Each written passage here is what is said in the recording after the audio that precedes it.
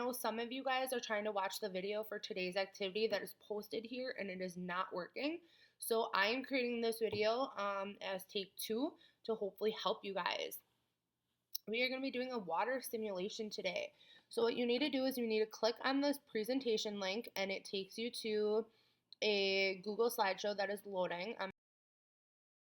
So once this document loads, you have to create a copy of it to turn in, to make it, to have your own, so you can fill it in, so you can then turn it in. Once you are on this document, you are going to want to be in the present mode. So I'm going to present it on my whole screen. For today's activity, you're going to need a dice that has numbers 1 through 6 on it, or a deck of cards with just the ace, 2, 3, 4, 5, and 6 pulled out. So we're just going to be using numbers 1 through 6 today. Let's say you don't have either one of those in your house. I included 2 links for a dice activity and a card generator. So you can use either one of those. Now, on this page, you will see the directions. And the directions seem like a lot, however, it's not. So we are going to be using that worksheet to record our simulation activity, and we're just going to walk through it.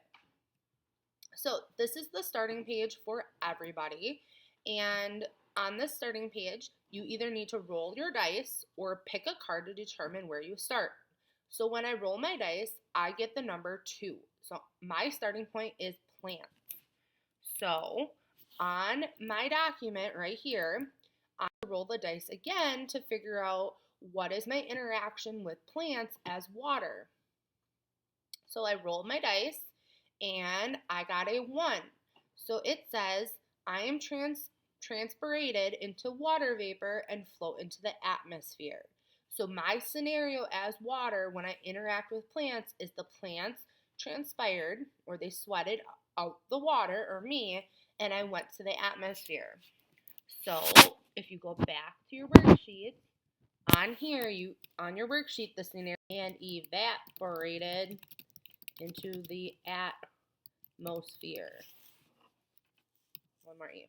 After I figure out that I was transpirated into the atmosphere, it tells me that I need to go to the clouds. So where am I going? I'm going to the clouds.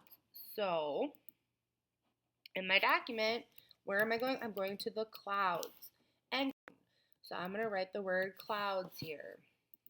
Once you have where you're going to, then guess what? Then you click on the word clouds.